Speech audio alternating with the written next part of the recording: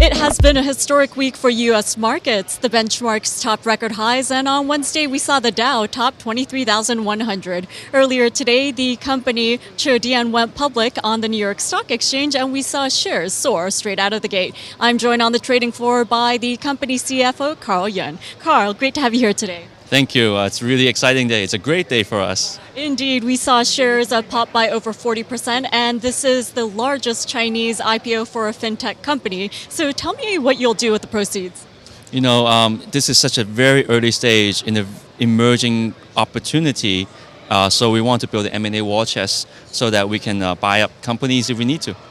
And of course, I do want to talk about your business model. So when you try to check for creditworthiness in China, it's quite different from the US. Here in the US, you have social security numbers, which are tied to your credit score. And it's not like that in China. So for the US audience, can you help us understand your business model? Sure.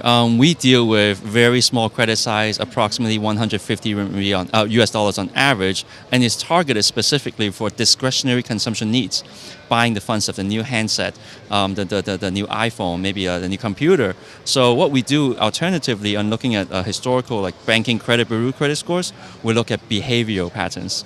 We have basically moved away from the ability to repay model to willingness to repay because it's such a small credit item. And we're using big data analytics. And in China, where everything is pretty much cashless now and online, that data is now available, and we can apply these cutting-edge AI to analyze these behaviors and tell us if this person is creditworthy or not.